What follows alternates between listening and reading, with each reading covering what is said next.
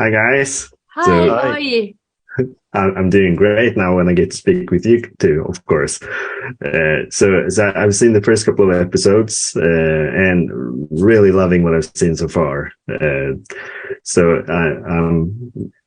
good. Good job, guys. Thank Thanks. you. Yeah. Appreciate it. What was kind of your how much did you know about the game? Like, did you play the game before you got the parts, or did you play the game after you got the parts to kind of get to know the characters better? I'd heard of the game through like a Pink News story.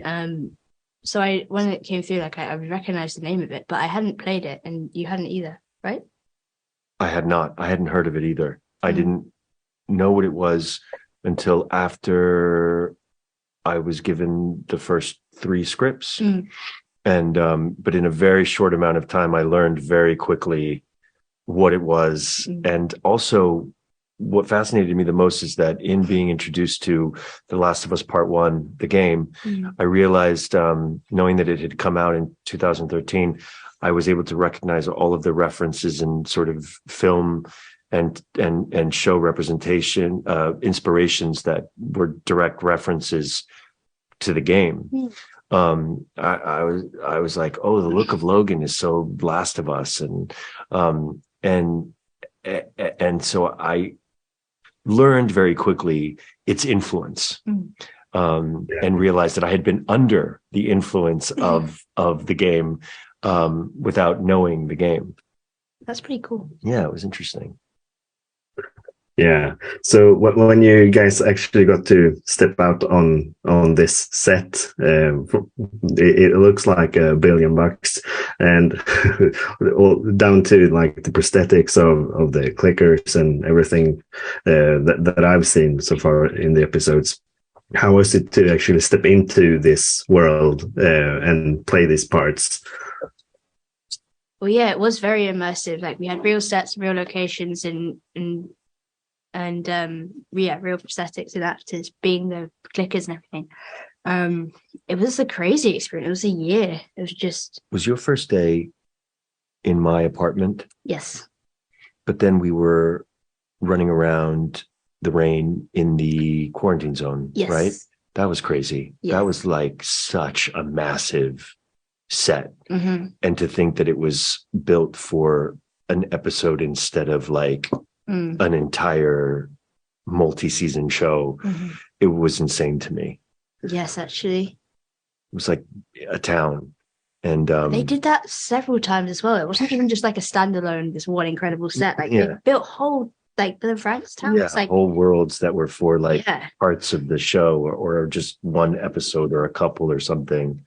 And then off we would move to the mountains or to the freezing snow. Yes. Yeah, it was amazing. They were the wow moments were a year long They never for us. stopped. Yeah, I see.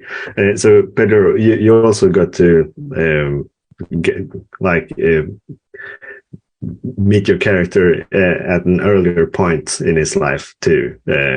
And how was that to be able to go back and kind of connect the relationships he had there with the one he makes with